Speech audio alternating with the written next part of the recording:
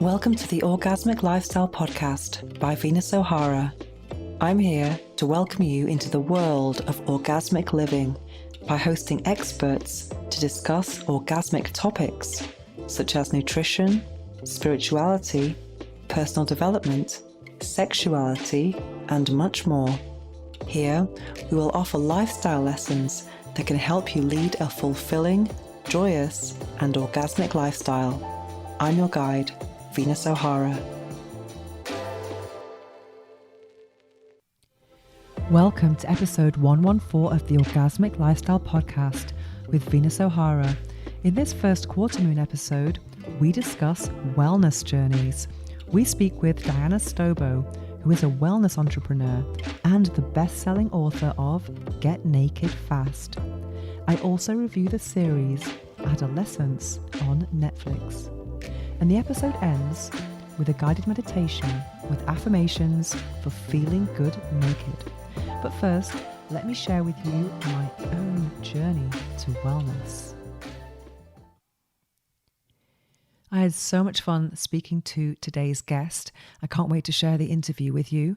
And as she is a wellness entrepreneur and we talk about her wellness journey, I wanted to share a bit about my own wellness journey and how it really was tied to my spiritual awakening and how it was one of the most profound shifts in my life. Because having a wellness kick or a health kick is not just about making different choices. The effects that happen around you can be very profound, and some of the changes are not always welcome. They can be quite disconcerting. For me, it all started in, I think it was 2016 or 2015. Well, first of all, I actually gave up alcohol, which I've shared often here on here. And it wasn't really a decision that was supposed to be permanent. I was just giving up alcohol temporarily as I was going to prepare for a photo shoot because I wanted to feel good naked. And our guest today is the author of a book called Get Naked Fast or something like that, which is kind of very aligned with this topic. So I wanted to get naked fast and feel good about my body. So to prepare for this shoot, I gave up pizza, chocolate, soda, and what else did I give up? Alcohol. Yeah, because alcohol, I didn't realize how many calories were in a glass of wine. So I would just give up those indulgences for a few weeks. And I imagined that once the shoot was over, I would be down at my supermarket and buying all the things that I wasn't able to eat during that time. However, the shoot that I had planned actually kept getting delayed. And over that time, I got used to sobriety, so much so that I really enjoyed the clarity. And that kind of meant more to me than going down those hazy journeys of escapism. I didn't really feel that I needed that anymore, which was really refreshing. And in parallel to that, two of my drinking pals had left Barcelona, so I didn't have that peer pressure around me. I actually had more kind of pressure or incentive to create a different type of social life, something that was more daytime oriented. So it was a very positive change for me. And then a year later, I was smoking tobacco occasionally at this point, and one of my friends told me, "Why are you smoking? You smell really bad." And I just didn't want to have that kind of stale tobacco smell. I was very self-conscious about that. So I decided that day when I heard this from a friend of mine to give up. This particular friend had given up tobacco 2 weeks earlier, and we all really helped each other along. But those 2 weeks can make all the difference. If you follow timelines of giving up tobacco, a lot happens in the first 24 hours, the first 48 hours, even the first week, 2 weeks. And it was very encouraging. But as I said, there's a big difference between, 1 week and 3 weeks without tobacco. It's very, very different. But he was 2 weeks ahead of me. And in theory, it should have been easy for him. But when I got to a point where it was no longer tempting to me, that's when our friendship started to encounter some obstacles. Because in that time, I really decided that I was never going to smoke again. So that was something that I was really not proud of. In general, I've always been quite a healthy person. I even have private healthcare, which is not necessarily the norm here in Spain. It's just because the public healthcare system is quite efficient and it's pretty good actually. But private healthcare is another level of self-love, I would say. Not that you don't love yourself if you don't do it, but for me, it was really important to invest in that. And I was always really, paranoid, I don't know if that's the right word, but I felt really guilty about the fact that I did smoke occasionally because, anyone can go to the doctor and get a really bad diagnosis of something. But what if it's something that you're doing to yourself? I mean, wow, because tobacco, there's nothing good about that. So that was something that I always felt guilty about. I always also felt that I might not reach an old age because of it, but still I was kind of physically addicted to it. So giving it up was such an empowering thing for me to do. And I really wanted to share that with more people about how good it felt to be in control. Because if you've, traveled with someone who smokes, they tend to get very anxious after a couple of hours. And even myself, I was a bit like that. Not to that extent, because I didn't smoke that heavily, but giving it up can make you very, very anxious. But this, in parallel to giving up tobacco, I started juicing. I started going to the gym for the first time in my life, and once I'd started this health kick, there was no going back. And I was going to different classes every day in the gym and really enjoying moving my body in different ways and enjoying this newfound love of food. Food tasted better again. And yeah, just the that guilt that I've just described, I no longer felt that. And I was very inspired by the giving up tobacco timelines, thinking that, my lungs can heal and all of these things. But then this particular friend, who actually the one who encouraged me to give up tobacco, he didn't have as much willpower as I did. And unfortunately, he started smoking again. And I tried to help him and say, hey, you smell, you stink, blah, blah, blah. But I didn't take it very, very well. And he actually just couldn't keep up with the health kick that I was on. And he started smoking again. And then our friendship, it seemed that we had nothing more in common. It seemed that my healthy choices were really bothering him. And to the point where he tried to make my life hell. And to cut a long story short, this friend, who was at some point one of my best friends, became my biggest enemy. And he started bullying me for several months. And in the end, it was a very, very, very toxic situation.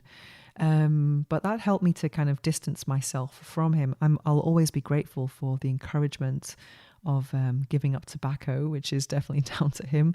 But also I'm grateful for what happened after. I think our friendship just reached its sell-by date. And so that's really, really hard. Because I think sometimes, people say a friend in need is a friend indeed. But when you're thriving and doing really well, sometimes that's when you know who your real friends are. Who are the friends who want to see you thrive, who want to see you win, I think without feeling jealous. And I think that's really, really important. This friend wasn't able to see me do so well. And maybe that was him, or making him feeling insecure about his own choices or his own lack of willpower. I've also had friends say to me over the years, it's a pity you don't drink anymore.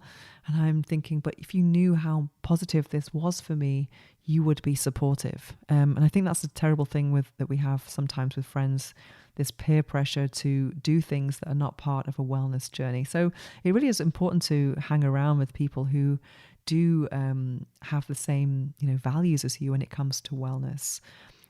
So you can all encourage each other, and that's something that I'm living more and more now. I have quite a few sober friends, but not as many as I would like. There are still people who feel that they need wine to escape. So for me now, it's just I've got to a point where that is no longer tempting for me. I am very much in peace with my sobriety, and I feel like it's just so empowering to not need something to escape from my week, because I like my life as it is. Obviously, people have different intentions when they drink. Sometimes it can just be to relax or to unwind. But I feel like I have other tools for those purposes, and that's very, very, very empowering.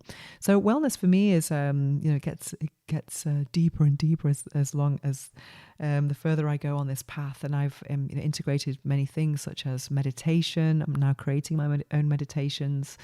I'm eating organic, and I just think it feels good to take care of yourself. And I do think that self-care is an integral part of self-love. Yeah, so when you take care of yourself, you're going to feel better about yourself and you're going to feel much better naked, which is also going to be the title of today's affirmations meditation. But let's get into the journey, the wellness journey of our guest today, which was incredibly inspirational and transformative. Are you looking to strengthen your pelvic floor in a fun and engaging way? Introducing PeriFit, the pelvic floor trainer that combines biofeedback with interactive video games. With PeriFit, you can track your progress and improve your pelvic health while playing games with your vagina on your smartphone. It's easy, effective, and more importantly, it's fun. For a limited time, you can get 25% off with the code Venus15 at checkout. Visit perifit.co today and take control of your pelvic health with PeriFit. That's perifit.co and use the code Venus15 for 25% off. The link is also in the show notes below. Strengthen, play, and thrive with PeriFit. Disclaimer: consult your healthcare provider before starting any new fitness program. Now it's time for this episode's interview. We speak with Diana Stobo, who is a wellness entrepreneur and the best-selling author of Get Naked Fast. Diana Stobo, welcome to the Orgasmic Lifestyle Podcast. For those who are unfamiliar with your work, could you tell us what you do? Well, first of all, I'm sorry. Or using orgasmic like that is just so amazing. I literally things that are amazing are orgasmic. Life, take your breath away. Like that's what I'm about. I'm just going to say that. So what do I do? Who am I? I'm an every woman who basically healed herself. And during that healing process, I woke up to the connection between us and the universe. And I'm living that life every day. I built a retreat hotel. It's actually a 5-star hotel in Costa Rica that focuses on wellness in every category. In fact, we have a sensual awakening program here. Wow. And I've written 15 books. I've kind of been a speaker and labeled an expert in gut health. I have a company called Truth Bar that's actually a gut health bar. I don't know. I do a lot. But it's all centered about how good we can feel. So what inspired you to follow this path? I was very sick. And I remember thinking, this is not it. You know, I had a girlfriend and we used to look, is this it? Is this life? Is this it? And I thought, this is not good. I was married. I had 3 kids, had a whole bunch of health issues along the way. And I just thought, is this it? This is what I was put on this planet for? I don't believe it. And so, you know, it kind of took off from there. I mean, it's a much longer story, but I'm literally getting down to the soft stuff. And, you know, I hate talking about myself, to be honest. Really? Well, you got 45 minutes to do that here. So was this sickness? I like talking about things and, you know, ideas. But so interesting how things start with a personal story about, they say wounded healers, or that's the way to start our own journey. And I think a lot of the time, pain is our greatest teacher. Because I mean, when you're in these situations, you have to change unless you're a masochist. You have to try and see what's going wrong or what you can do to make it right. So in your sickness, was it something that was kind of, let's say, maintained with medication, or was it something that interrupted your daily life?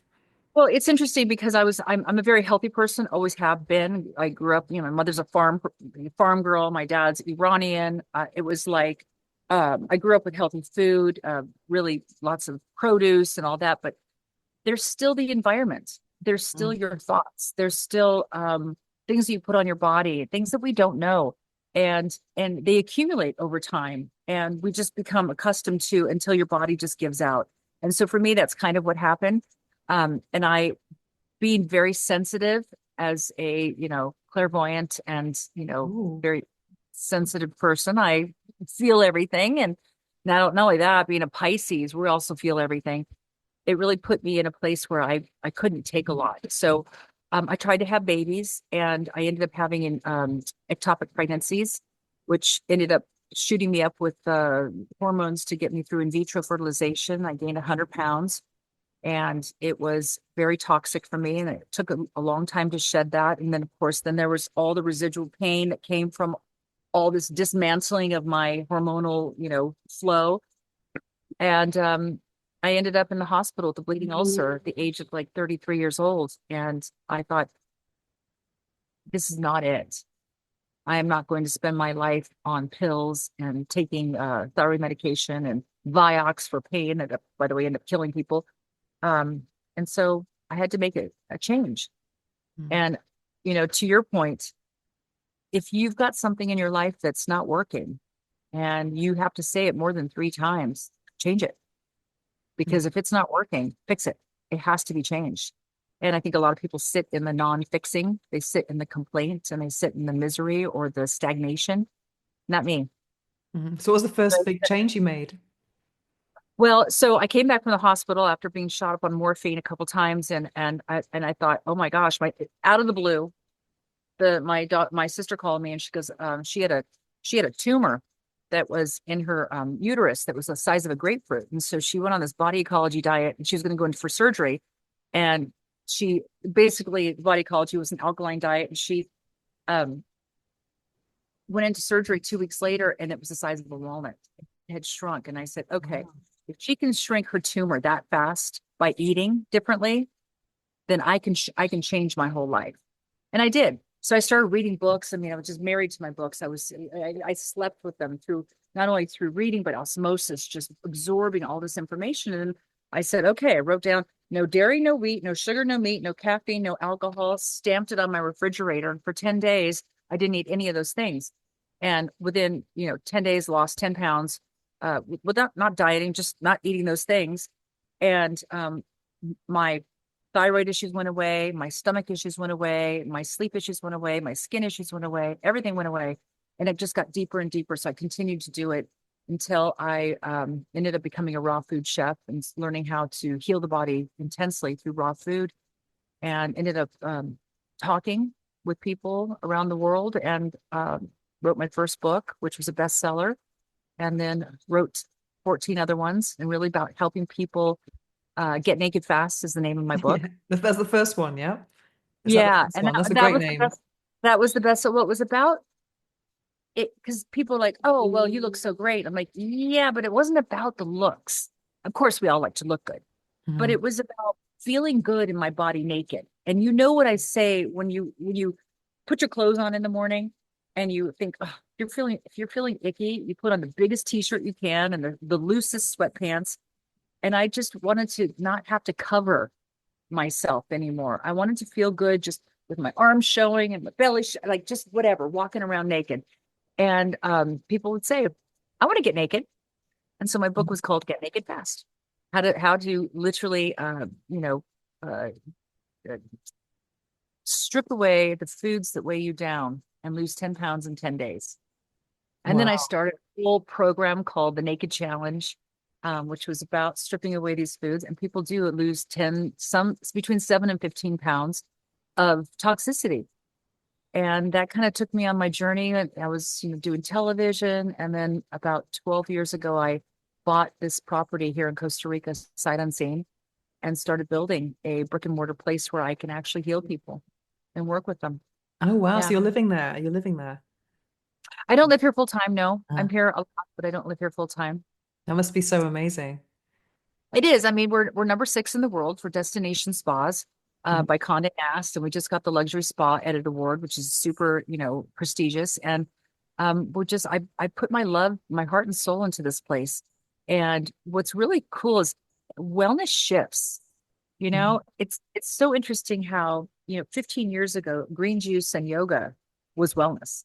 Mhm. You know, now we're looking at all the modalities of technology and stem cells and regenerative, and there's like so much advancement, and we want to be on top of it. And what most importantly for me is the emotional aspect. We kind of wallow in the trauma, but what if we just strip that trauma away too? And how do we do that? And there's programs and there's that. But I'm like, sometimes it's just a switch. Sometimes you flip that switch, you get rid of it, and what does that look like? What does your life look like if you're not carrying that backpack of all that pain and history that Mhm. caused you to be angry and miserable or depressed or whatever, or anxious, whatever it is that you're carrying around with you. And we all have our story, right? And some are harder than others to handle. But what if we just flip the switch and that all disappeared? What would you look like if you could start today and move forward? Because that's all we have. We have Mm. today and forward, right? Everybody wants to carry their story like a a big brick bag, or a bag full of bricks, and it's heavy. It's like I don't think we can go into the age of Aquarius with those bags of bricks anymore. I don't think we're going to ascend to the next level of what the humans on this earth are supposed to ascend to. Mm. I love how you're tying food in with like spiritual aspects like the universe. I actually, I went vegan about 7 years ago, and as soon as I went vegan, like I started manifesting a lot. It was kind of Yeah. crazy. It was seemed like a spiritual thing. I haven't eaten meat for like 35 years, never eaten fish. So I was vegetarian for many years, and I started discovering vegan YouTube, and it just opened my eyes to, let's say, the dairy industry, which was like I thought dairy was okay, and I'm like, oh my God, I don't want to eat that. So it's very hard to get off dairy though, because it's kind of addictive. I think what you said is very important. Mm, Industry. mm, So we are all eating industry food, mm, corporate food. And so yeah. we don't really know what we're eating. Dairy's not bad for you. Mm, Um, Industry dairy is, yeah. you know, corporate dairy, stuff. We don't know what's in it. We don't know how it's processed. We don't know what's going on. But if you lived on a farm and you were, milking a cow and you were getting your cream and churning your butter, there's nothing wrong with it. Nothing Mm, wrong with it at all. It's meant to, we're meant to eat that. And veganism works really well. I mean, I was a vegetarian most of my life, and then I was a vegan, and then I was a raw food vegan, and now I'm a eat anything that's put in front of me kind of person. oh really? Have you come to a more kind of balanced space now after Not only trying that, different things? yeah, I've also I think conscious eating is really important. Just Hmm. knowing what your body needs. And sometimes my body wants a loaf of sourdough with some some butter Mm, on it. Some days my body wants meat. I don't crave meat. It's funny because I'm an O blood type. I'm supposed to eat meats. I don't mm, really crave meat, so it's hard for me to eat meat because I didn't eat it most of my life. But but when my body's craving it, I don't say no. There's obviously a reason. There's something in that my body's telling me I need, so I eat it. mm, And if it's naughty, I don't eat junk food. I don't eat fast food. I don't eat processed foods, but I do eat from every category of the food pyramid. what's your cheat meal then? Oh, I would say a loaf of sourdough with, fresh churned butter, a Oh, wow. little salt on it. Well, I guess that's So not that, too bad then in terms of what it could be, if you're looking at well, yeah, I mean, you yeah. you do get to a point in your life where, I mean, I've never craved fast food because I never ate it. So Mm, I don't have that chemical reaction or that chemical need because my body has not been conditioned to chemicals. But yeah, I mean, eggs, like sometimes I crave scrambled eggs. It's silly mm, things. I don't know. It's weird. Um, God, what do I crave? That's interesting. That's a good question. But I mostly crave juices, smoothies. I mean, uh-huh. I like tart. I like lemony tart. I love probiotic dairy, yogurts, probiotic cottage cheese. Literally love that. I can live on that. But I think it's because I'm Persian. I need goat cheese and yogurt in my life. I need it. It's a necessity. We're not talking about this. It's happening. So there's lots of talk lately about gut health. And also Yeah. I interviewed a woman who's written a book, Dr. Nicole Kane, called Panic Proof. She's talking Mhm. about, the link between gut health and mental health. It was quite interesting. Well, it is actually the epicenter of all your functions, Mm, your respiratory, your brain, your of course your digestion itself, all of it, your hormonal, all of it is connected to the gut. Every single one of it. If your gut is not right, there's so many things that can go wrong. mm, And sadly, food systems are not really made to support gut health, and so we're sort of chronically all taxed in our gut. I hope I live long enough to see all the food systems change so that we can start eating really quality food. that we can actually purchase and buy, and it's available to us, that we don't have to fight for it or grow it ourselves necessarily. Um, but we are a tax nation. I mean, when I was younger, we didn't have problems. Mm. Now the foods are just laced with poisons and toxins and chemicals, and it's terrible. Your body Mm. can't process it. Your body just simply cannot process that kind of stuff. And so what it does is it ends up, kind of tweaking all the cellular structure of your body. There's lots of talk, lots of content online about bloating. It's been kind of normalized, but Yeah, it's normalized. I love that you said that. Isn't that yeah, sad? yeah. I can't even add to that because it's just pathetic. It's Mm. pathetic, but it really falls into what I just said. We don't even know what we're eating anymore. And it's really sad. So I think that's why, going back to as basic as you can, like I order my meat now from pasture farms like in Montana, and I have them shipped in, and I Mm. I try to get fresh seafood shipped in. Well, not frozen, it has to be frozen obviously, because I don't trust anymore. I don't know where this food's coming from. And I don't Mm. know what they're injecting in it. I don't Mm. know what they're spraying with on top of it. It's really frightening. So have you reached a point now where you can kind of eat what you like? You don't have to worry about weight anymore. Uh, yes and no. Yes and no. I would say I kind of was always like that after I, got myself on a it wasn't about how much, it was really about eating good nutritional food. Your body doesn't Mm. gain weight, doesn't hold. But then I went through menopause, Mm. and it was a whole other like that just tripped me out, and I had to also I started drinking, which I didn't drink for like 14 years. And then I started drinking when I got a divorce. And that, like, oh, I didn't realize how much the drinking affected my hormones and affected Oh wow. everything. And then, so recently I just stopped. I'm like, just don't want it. It's too hard. It's too hard to even have, a glass of wine. It tastes good. I love it. I love the buzz, but it feels terrible. Mm. And it's not worth it anymore. But I mean, I'm going to be 60 next week. And yeah, Oh my God, we'll have to take your advice. You look amazing. I mean, I think it's just your body just gets to a point where it's like, I'm done. Mm. It's too much. I'm not going to say I'm not going to screw up and have a couple glasses of wine or a shot of Mm. tequila here and there, but generally I know that it's going to be painful afterwards. So I just Yeah. stopped. Your body, the cleaner it is, the more it says no to things that don't serve it. So, to your point, to your question is I can feel my I can feel my cells like swelling if I eat something that's not good for me. It Okay.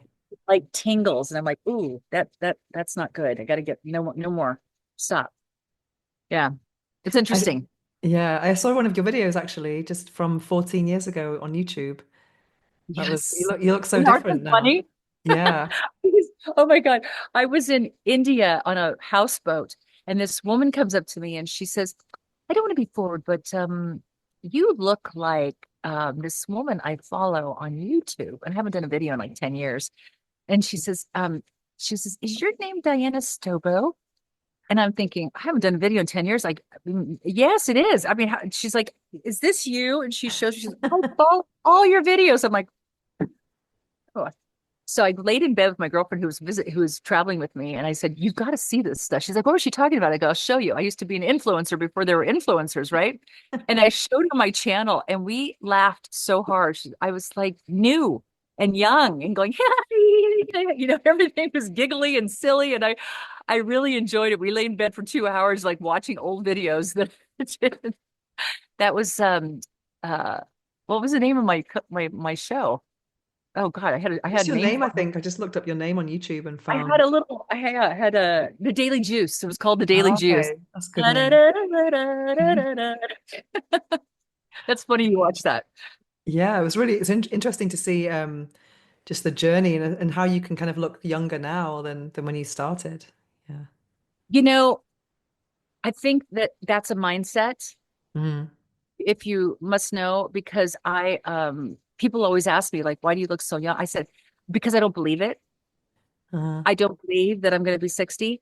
And I think that is what happens to us is we kind of have an image of what 40 looks like, what 50 looks like, and what 60 looks like. And I'm not going to lie, 50 tripped me out a little bit and I began to look old. I started, like I said, drank more, but I also kind of believed and I even called myself old. I even said, well, I'm middle aged now. And I think I think what I did is I started to turn myself into an old person.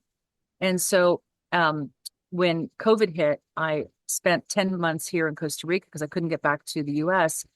And I worked on doing Ayurveda with my doctor here. And we just, it was weird. I just kind of decided to reverse the aging process. I said, I'm done being old. I'm done being puffy. I'm done with this menopause story I'm telling myself. I'm done with it all. And I kind of took life into my own hands and said, we're going backwards now. And now that I'm turning 60, um, there is a component to the number being really large. There's Mhm. like that's a big number. Okay. Um, and so I thought, how am I gonna, rationalize this for my future? Because I'm not at the peak. I'm not going down. I still have more to peak. Mhm. Said, okay, let's restructure how I want my life to look for the next 60 years. And by saying that, I suddenly realized I'm only halfway through life. Wow. Because if your life expectancy is 80, then your 40-year-old self is your half life. And I'm like, my mine's going to be 120. So I think I'm just hitting my half life right now. So 60 is the new 40. Cool, love it. I think it's so important to be an example of your message when you are in this industry, you know. You Because know, it's like I think it's the most important thing because I mean I'll follow Sadhguru like in my spiritual stuff. He said like he had this oh sorry what the hell said who should you take advice from? And it was like look at someone and see if it's working for them, listen to them, and if it's not, don't. well, imagine getting a personal trainer who's fluffy and, 40 pounds overweight. Would Yeah. you show up and believe that person? No, no, because they have to walk the talk, you know? Mm. And teaching is not about lecturing. Teaching is about um you show somebody, they want to follow you, they want to see what you're doing, and that's how you teach. It's by leading by example. You're exactly Mm. right. You're Yeah. either I said you're either a teacher or a preacher. And Yeah. and the preacher is there going, do this, do that, you got to do this. It's like, well, the teacher just sits there and does, and you follow and you learn from quietly. Yeah, because like saying it's like attracting and rather than chasing, it's like people saying, what are you doing? What's your secret? And then Yeah, it's the way to get them to your retreats and eating your truth bars. So tell us exactly. about the truth bar. Well, Truth Bar is it's a prebiotic, probiotic gut health bar. So when all those protein bars were out there and everybody was like, oh, I did a protein bar, I was like, you know what? No, there's enough protein bars out there, and we don't even know. There's no proof that any of that processed protein actually does anything for your body. The best way to get Mm. protein is meat, Mm. eggs, and protein.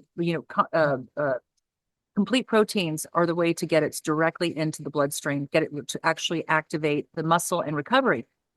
These process things, I don't know if they actually work. I mean, we've made them work. We've said that there's a lot of protein, but is that truly happening? So I said, let's get to the epicenter of what's really ailing people. And if they want to lose weight, then let's start cleaning out their gut.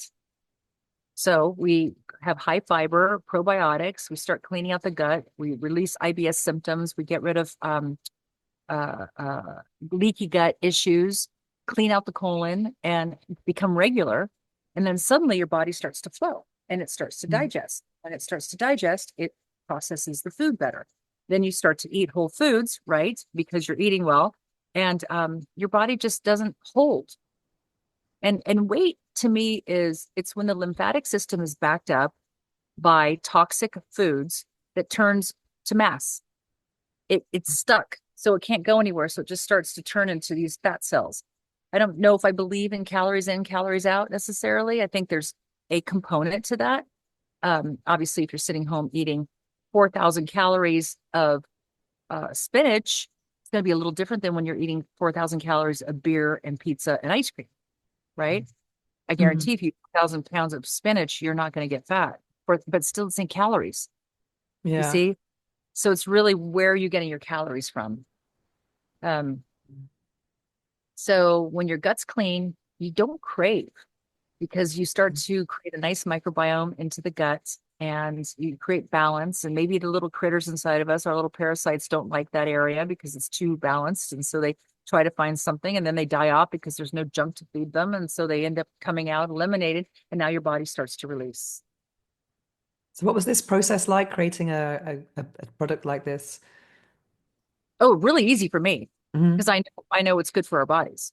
I Uh-huh. know what I know the components. The hard part is, you know, regulations, Mm. manufacturing, FDA, all these things, and then they tweak and they turn and they mess things up over time because I honestly don't think they want us to be healthy. Yeah. I think they're trying everything they can to make sure that we don't get good food. And if you've got a winner, they're going to find a way to regulate it. They look delicious. I saw on your They Instagram. For those are. who are my audience is in the US, by the way. So if for anyone who's unfamiliar with the Truth Bar, can you describe what it's like, what it has, and then the So flavors? it's a crisp outer shell of sugar-free dark chocolate. Hmm. Which actually has inulin in it. So it's already got some fiber in that. And inside is either whatever the creamy nougat is, whether it's the coconut or the coconut raspberry, the peanut butter. The peanut butter and the chocolate have protein in them. And they're decadent and they're rich and they feel like you're cheating on like you should not be eating these, but they keep you regular. They keep things going and they help with the symptoms and it's 12 grams of fiber, more than you can get. I mean, you need about 20, so you're getting more than half of what you need in a day.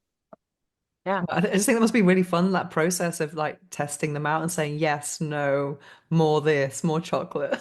You'd be surprised. You Oh would yeah. be you would be surprised. Yeah, like how many iterations you go through. And then Yeah. And you even, don't even taste them anymore. well, actually changing them again because I wanted to get some lion's mane in there for Oh, the brain cool. and I wanted to increase the fiber. And so there's like, constantly and it, it's an interesting it's not a great business, honestly. Mm. Trying to get good food into people's hands is not a great business because again, you've got everything working against you. I hope that changes soon, but I don't know. It's exhausting. It's an exhausting. I would rather, you know, teach you how to feed yourself properly. Mm. This is for the every person who is looking for a quick snack, something that feels good. I mean, you don't have to pop pills anymore. You just eat Mm. a bar and you got all your probiotics for the day. You eat a bar, you got more than half your fiber for the day. I mean, it really kind of takes the guesswork out and it tastes like a candy bar, you know? Mm. So it's a quick solution for a long-term problem. Um, I hope Truth Bar takes it to the moon because I think it's helping a lot of people. I hope it comes to Spain. So where is it available at the moment? Um, well, in the US, we have about 2,500 stores that carry it, Amazon, truthbar.com. We just Mm. did a QC stint, sold out in 8 minutes. Probably do that again. So it's hard to get it into people's hands. After COVID, e-commerce became very difficult, very expensive. So you're always competing with, and sometimes that eats up any possible, money that you need to run your business. So it gets really hard. Do Yeah. you have any other edible products?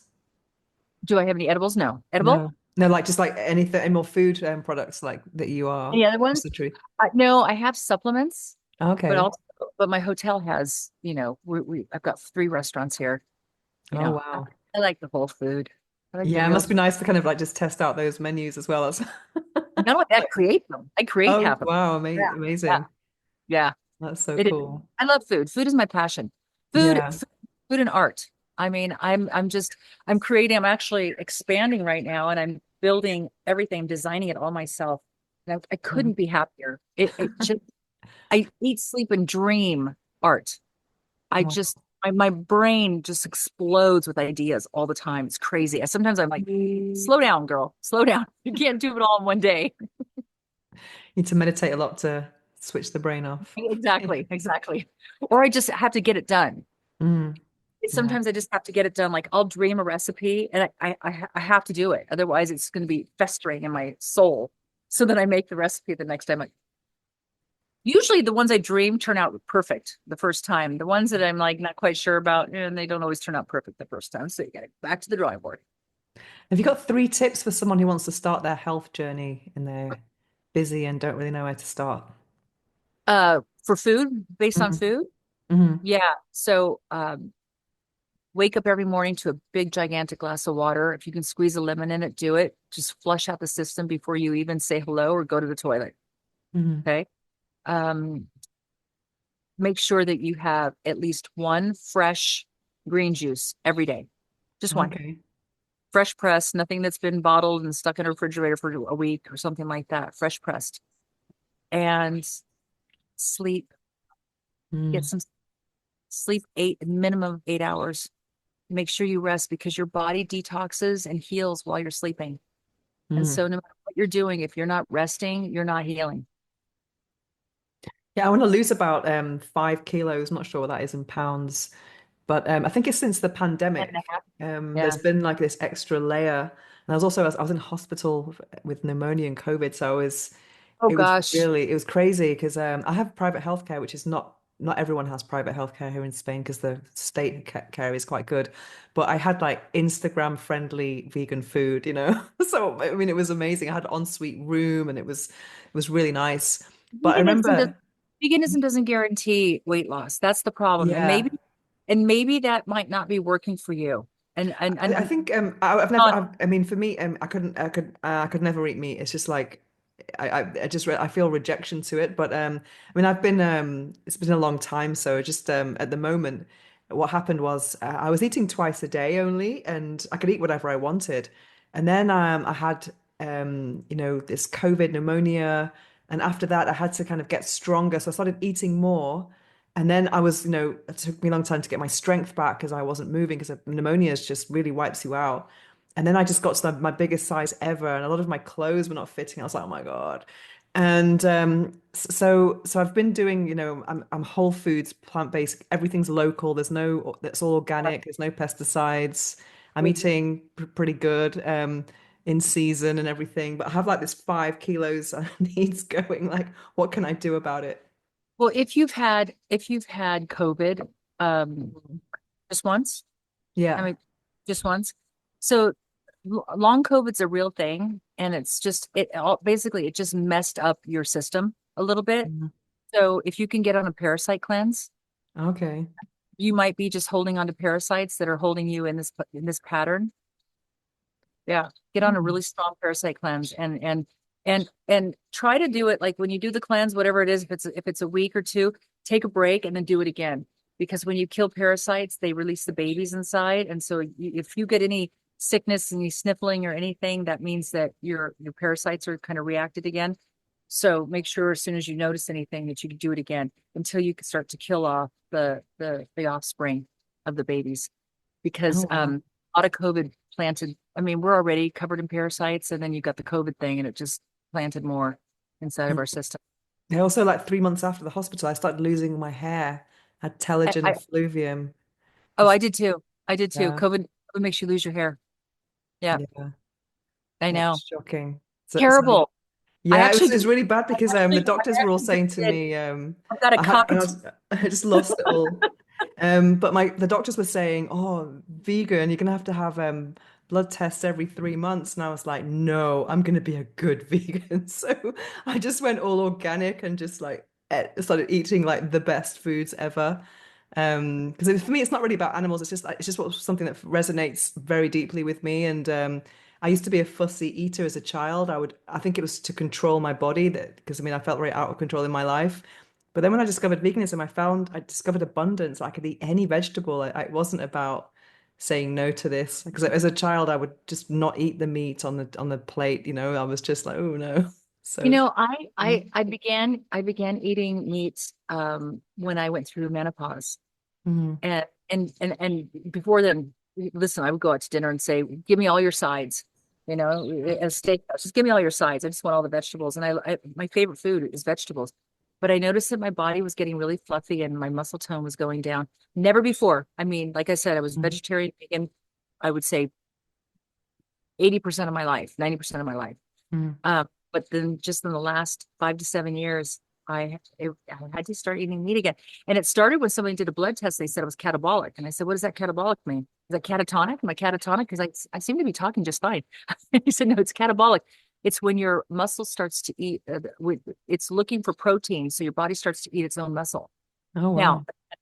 I'm an O type, so I can see where that's necessary. Some A types can be vegan forever, but it doesn't work for everybody. And Mm, so it's ideal, it's lovely, it makes sense, but at the same time, it doesn't work for everybody. So you mm. kind of have to flow with your body. So I don't know, find out what your blood type is and find out if that's worth. Maybe you could just start with a couple eggs a week, Oh, just I don't think having I that. could do that because I used to be vegetarian, but right now I'm just so attached to veganism, and I would find alternatives before that. But I just think I feel You that eat spirulina and moringa. mm. Oh, I do moringa. Yeah, I have moringa Good, in my green smoothie in the morning. Yeah. good. Yeah, those are good. Moringa Mm. is really good. What about Yeah. menopause? You've touched on menopause because that's a time when things get a little bit out of control. Do you have any tips?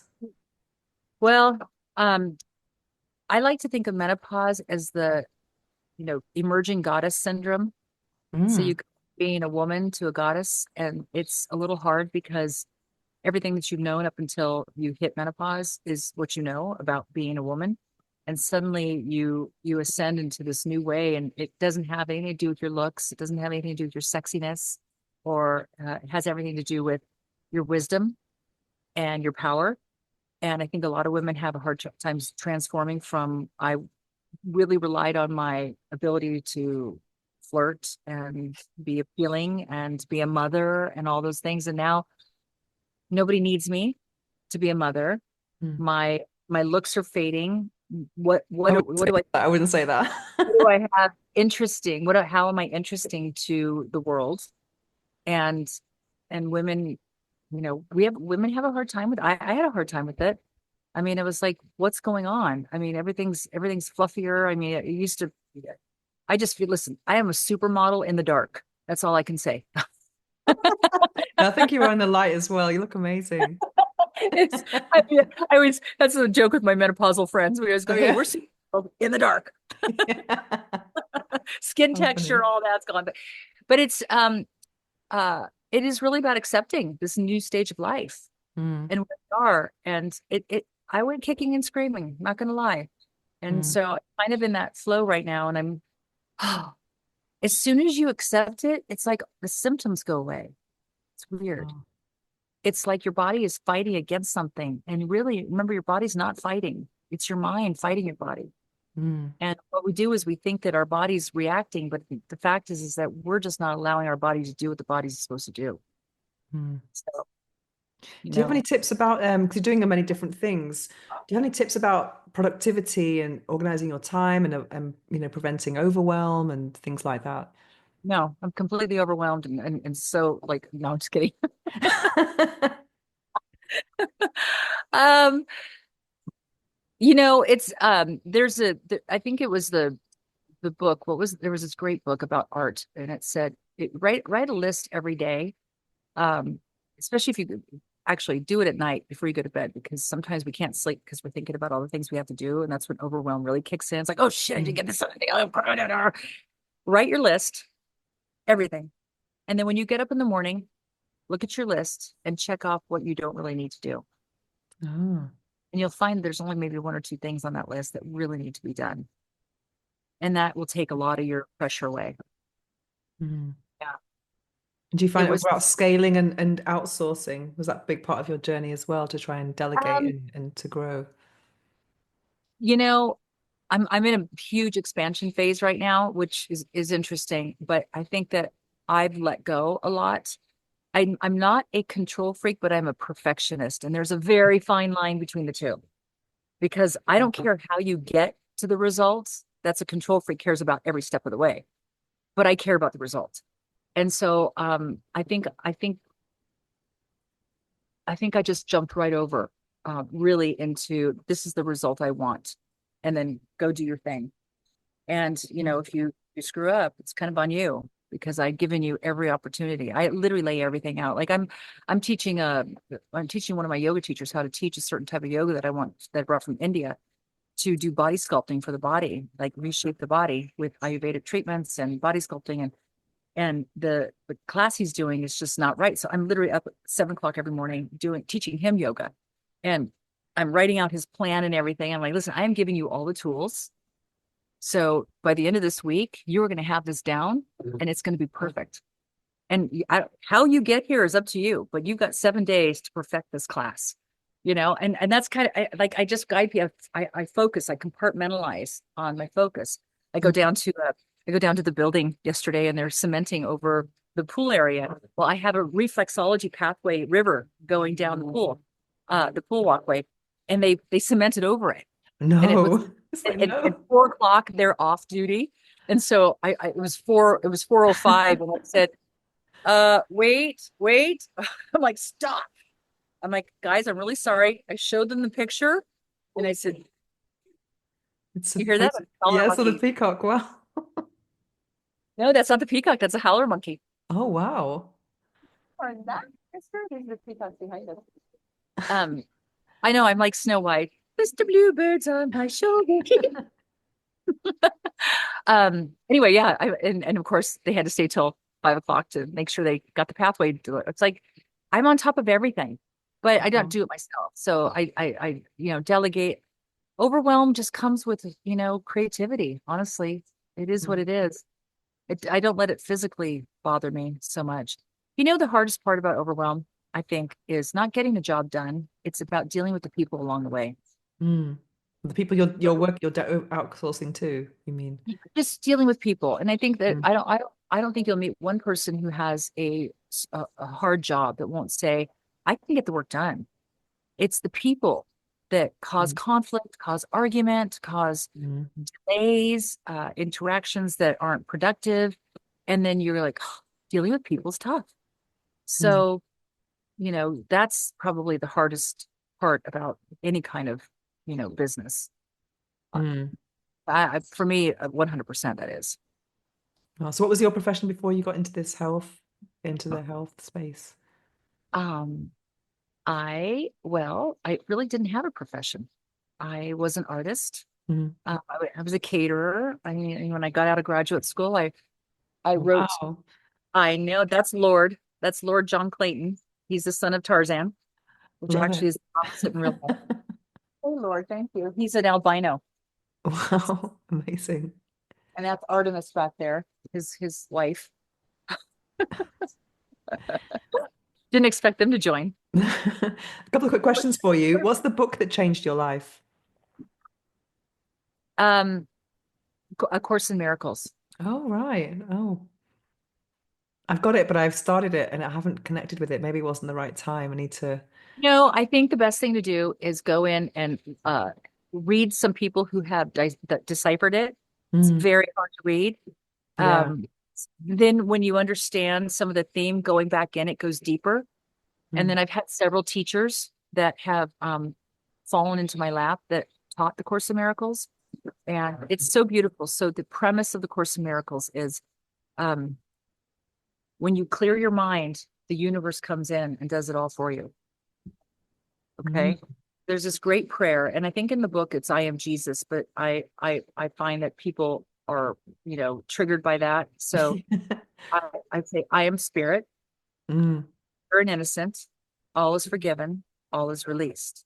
I am spirit, pure and innocent, all is forgiven, all is released.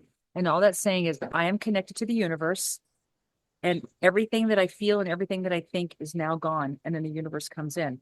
And it's great for manifesting money. It's great for manifesting love. It's great for manifesting whatever you want. And so, when it comes to some of the work I do, I actually hear it. Mm. It's like a sensory. I hear somebody whispering in my ear, and then I allow the universe to, oh, hello, Artemis. And then I allow actually, that's Zeus. I'm sorry. Artemis is over there. These birds in the background for those who are listening. I, yeah, So how would you use that for manifesting then? Just repeating it and just like as a yeah. meditation, as a mantra? I'll give you an example. When I was building this hotel, I had a woman living here who was helping through the building process. And every week, she sent me $20,000, send me that. And I was like, girl, I don't know how hard you think I'm working here, but I'm trying to keep up here. I didn't expect to spend that much money to build this, but the details really matter. And we were, picking out nice furniture and nice flooring and it just got more and more expanded. One day she sent me a note and she said, send me $342,000. And I said, are you fucking crazy? Are you crazy, lady? and I calmed down and I went on my walk. I'm going on my power walk, and I was like, okay, I am spirit, pureness, and all's forgiven. And I was singing it. I was like, I am pure, like just repeating and repeating and repeating. I come home after an hour of walking, singing the song, I am spirit, pure and innocent, all's forgiven, all's released. And I looked at an email, and an investment I had made like 10 years earlier paid out $342,000. Wow, I'm going to start doing that tonight. I swear on life. And I Wow. literally looked up into the heavens and I said, okay, okay, okay, I get it. I'm supposed to continue. That's amazing. Wow. It's true though, when you're aligned with your, true purpose, everything Mm, aligns. It really mm, does. And I think that the beauty of being older and wiser, my menopausal wiser goddess, is you actually believe it. And mm. because you believe it, it actually happens more often. It Wow. happens easily and I'm like I said, I'm building right now, and there's people here going, "Oh my gosh!" Blah, blah, blah. I said, "No, it's going to be great. I know it's going to be great. There's not one shadow of doubt that what we're building isn't going to be perfection." Amazing. I'd love to check out your retreat one day or your hotel. Do you have a phrase or affirmation that you live by? Is that your phrase? The I have a say again. another question I ask everyone is, what is the phrase or affirmation that you live by? Is that the one from the Course of Miracles? No, that's a prayer. Okay. That's my prayer. That's my help. My help prayer. Um, oh, I have so many. I have so many. Let me think really quick. Let me quick what feels good right now in the moment, because every moment is um um everything that's meant for me will come easy. Okay. Love it. So where Yeah. can people find you? Diana Stobo, Instagram.com, The Retreat Costa Rica, um, Truth Bar. Those are all the channels on every channel from Instagram, Facebook, .coms. Okay. If you want to go to my YouTube channel to see some of my older stuff where I'm, cute and, young and silly. I was actually 48 when I started doing those. Oh my God, that's so inspiring. Yeah, it was only 12 years ago. I was really skinny, but I Mm. was raw vegan at the time. When you started doing what exactly? The Started doing all this. All of this. I only okay. started 12 years ago. Yeah. I Oh started at wow. 48. That's so inspiring. So Yeah. before that, I mean, I really was raising kids and doing my art and helping out the local this and that. So it was quite a very prominent CEO of my household and my neighborhood and my schooling system. I mean, That you is can't, management in itself. yeah, it really is. I mean, I learned a lot. That's a very, it's being a mother is a Mm. skill. It Yeah. really is a skill. If you want to do it right. I mean, I knock on wood, I've got exceptional children. And I can only say that because I know people who have children, and I don't know if they turned out quite the same. So I was super lucky to be able to stay home and still do my passions. I mean, I go to school and I read my books and I wrote my book, and I did it all while they were in school. But I was home, and I'm really grateful. I mean, we didn't have then what we have now where you can work from home. Yeah. If I could have, it would have been different, but we didn't have that. So spending time with your children is super, super important. And Mhm. that was my main job. It's never been a better time to be a stay-at-home mom and just have your side Really, hustle. It's never been a I better time. I agree. I agree. Mhm. And I think that women are in a very empowering place right now. I hope that they recognize that the beauty of their power is their magic and their femininity, and we don't fall back into that corporate I need to be a man to make Oh things yeah. work. I really do believe that our femininity is so magical, and um it's a power. It's a Mhm. power that we have. And We I'm need really to. loving the trend in Hollywood now for this, the older woman seductress with younger man. This is Oh kind of a yeah. thing now. Well, my guy's 14 years younger than me. Oh So wow. I adhere You're to on that. trend. I like that story. I'm trying to get some female friends together to go and see Baby Girl. We're going to see that in the Oh, I heard about that. Yeah. That's with Nicole Kidman, right? yeah, with the intern. I mean, the guy's really Oh, good. young, so Okay. Okay. it's very kinky. That's basically my life. I know I met my guy 10 years ago. We've been together 10 years, and he was 38 and I was 50. So I guess we're Wow. 12 and a half. We're 13 years different. And he just thought I was amazing. And I thought, well, this is not going to last. I mean, he's 12 years or 13 years younger than me. And it did. It just he's grown. I think there's a lot of men looking for that maternal wisdom, and the girls are younger and silly, and they're kind of done with that. Partially because I think the masculine and feminine has been very muddled, and men are becoming more feminine, women are becoming more masculine, and we're kind of losing balance there. And hopefully, I hope that comes back, because there is something beautiful about the roles that we play in our life. And we definitely are. We don't think the same. We are not the same. We bring Mm. so many different things to the table. And I can say that now because I've been through the bra burning, I've been through the Me Too, I've been through everything. As a 60-year-old woman, I've seen the changes in women. I don't believe that, we should ever go back to the 1955's housewife that serves the husband. That's baloney. In fact, the man should be serving the woman. That's what true nature is about, is the man serving the woman, so she can be the best mother and best person, and create her magic with her magic wand and do some incredible things. I think that helps in sex. I think women are far too eager to prove that they have the power to have sex multiple partners at any given time. And sure, I'm not against it if that's what you desire, but they have to be understand that there's a spiritual component to sex. There's every time that you connect with somebody, you are literally, conjoining energies, and you take that person with you forever. And Mm. so if you don't cleanse your body of every partner you've ever had, you're literally the next person you sleep with. You're actually sleeping with that many more people. A You're not big just sleeping. orgy that you're not even aware of. It's a big energetic orgy. And I think it's gotten a little confusing for Mm. people. I don't know how to pull back on that besides doing a lot of spirit work, and people starting to honor themselves and their bodies. Mm. But um, It's I a big hope we part get of my message too, actually, because I'm a sexpert, but I'm not at all promiscuous or into swinging or any of these other types of relationships. I think that. everyone it's this personal expression. I'm intrigued about those lifestyles, but my message is all about SEX, sacred energy exchange. No, Yes, that's just the real exactly. beautiful when you transcend the physical and you're having sex with, hearts and souls and spirits. I That's love just, that. I yeah. actually love that. It's funny, when I met my partner, he had a pretty expressive lifestyle before I met Mhm. him. And he's hook, line, and sinker, because the intimacy that he has is makes him feel whole. And because I am very much, I used to teach Tantra as well. And so he's like, this is amazing, but it was no longer mechanical or putting it out there. It was really about connection.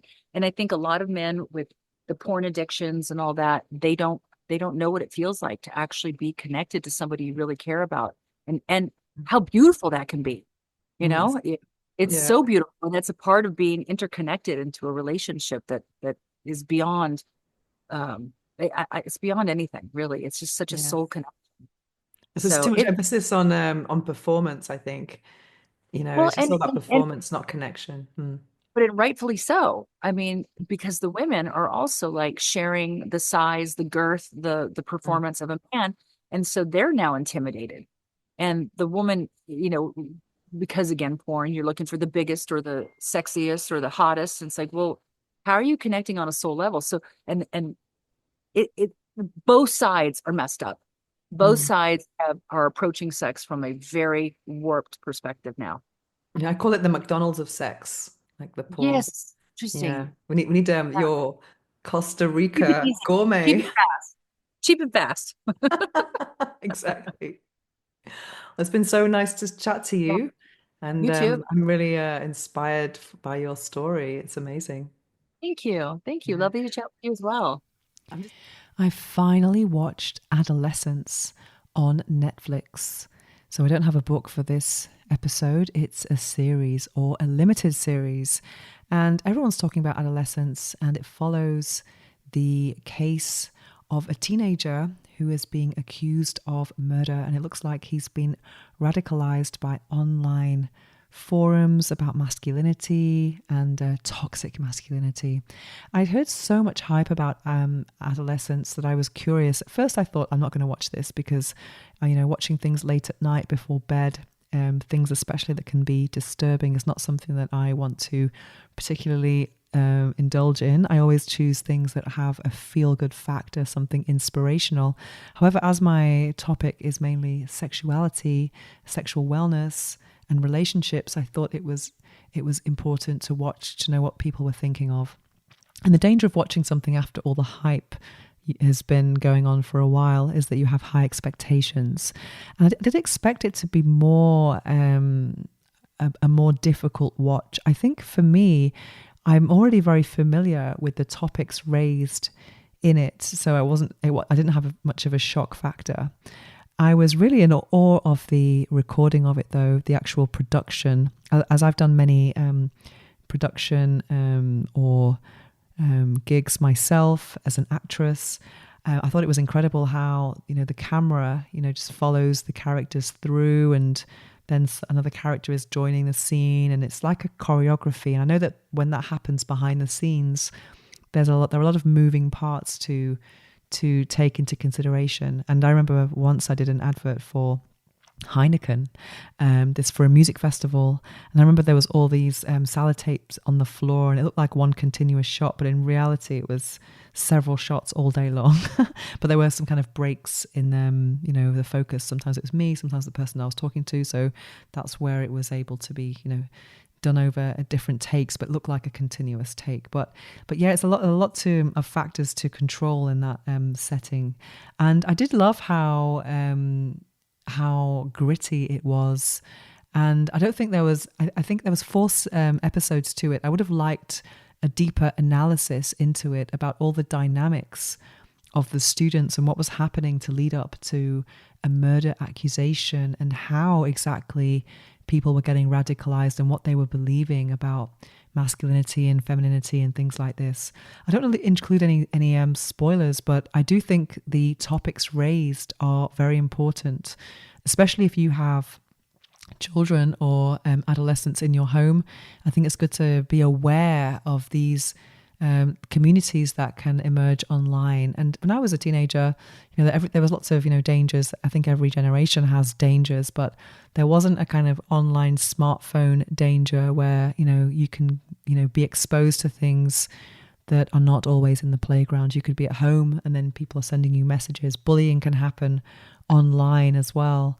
So I think it's really important to have these conversations, and also conversations about gender and what it means to respect the opposite sex. What does it mean to actually have respect and intimacy in a relationship, and not do things that you see on incel forums or porn sites or things like this. And I think a lot of people want to be perceived as cool by their peers. And sometimes people can do crazy things for approval. So I think it's very important to have these conversations about self-esteem, self-respect, and especially respecting others. I've seen lots of content that's been generated online about this, and people, really blaming masculinity about this. But there is a crisis with femininity as well. I mean, just looking at what's been happening, with the OnlyFans craze, and the shenanigans of Bonnie Blue and Lily Phillips. I made some YouTube content about those two, and they are on OnlyFans stars who are going to real extremes to make money online. One of them had sex with 100 people in a day. Another one had sex with 1,000 in a day. And they are really kind of is trying to see, I think it's like, how low can you go? So and also having seen interviews with these women, it feels like they are completely detached from intimacy and love, not really seeing sex as something or a way to actually express love and intimacy, as if it's just kind of like just a sport or something that's just done for approval. And I think that's kind of quite sad, really. So this culture of online content, let's say OnlyFans culture, I think it's bringing out the worst in men and women. And I think it leads to this big disconnect of the sexes when I think men are amazing and so are women.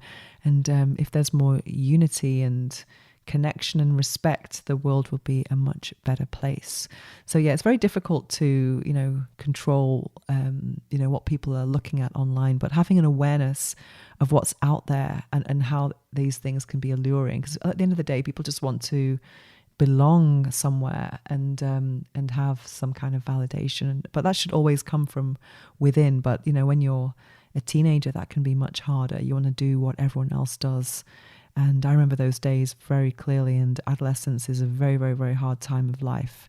I was just so grateful to reach adulthood and where my quirks and weirdness that I was almost bullied for are actually now appreciated. Well, I appreciate them, and those who appreciate me gravitate towards who I am.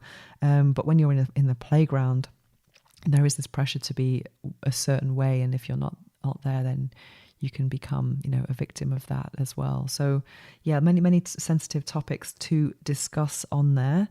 And yeah, so I would encourage anyone to, if you want to know what it's about, if you have children or adolescents in your care, or if you want to just know more about the zeitgeist of this, then definitely check it out on Netflix.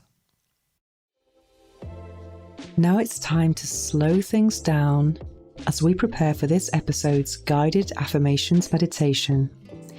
It's probably not a good idea to listen to this while driving or operating machinery.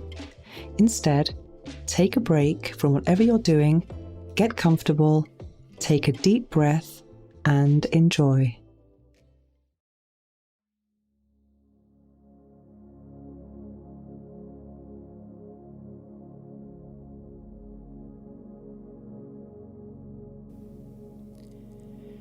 I love and appreciate my body just as it is. My body is beautiful, strong, and worthy of love. I feel confident and radiant. I embrace every inch of myself with gratitude and self-acceptance. I feel free, comfortable, and empowered in my nakedness. My natural form is a work of art, unique and perfect in its own way. I am grateful for all my body does for me. I love and appreciate my body just as it is. My body is beautiful, strong, and worthy of love. I am beautiful just as I am. I am radiant, powerful, and free in my nakedness. I am worthy of love and appreciation just as I am. I am embracing my body with gratitude and self-love. I am grateful for my body and all it does for me. I love and appreciate my body just as it is. My body is beautiful, strong, and worthy of love.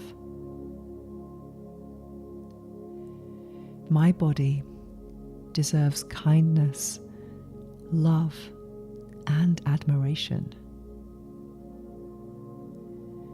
I release all insecurities and celebrate my natural beauty. I honor my body as a temple of strength, pleasure, and self-expression.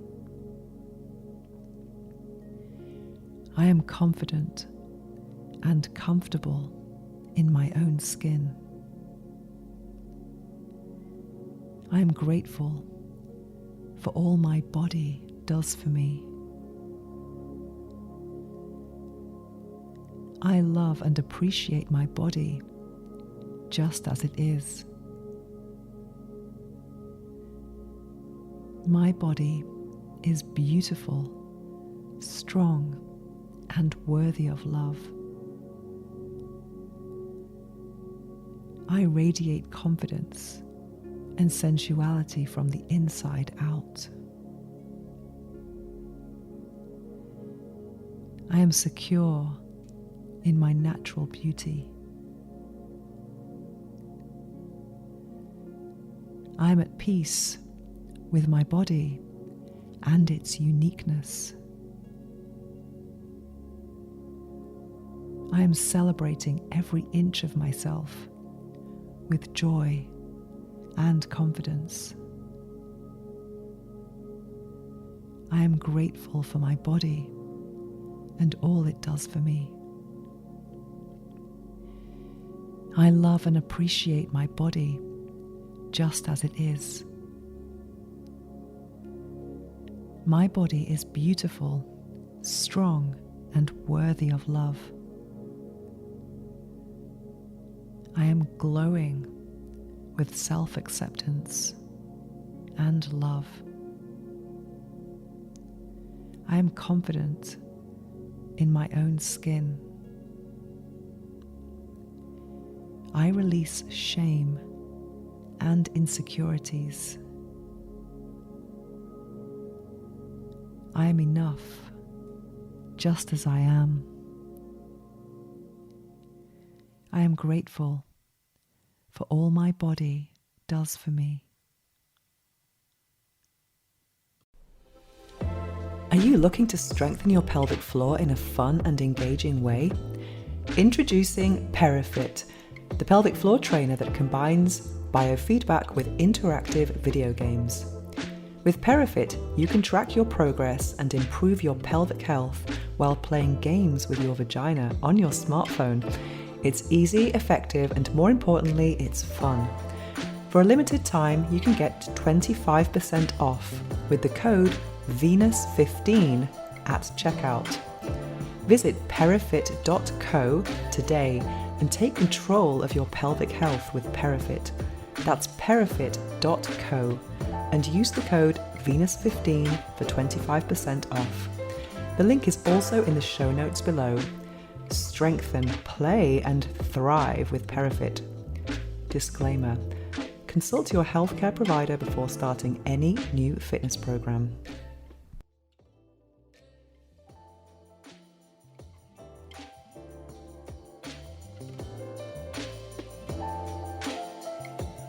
To find out more about me and my orgasmic lifestyle, visit venusohara.org or follow me on Instagram at instagram.com/venusohara.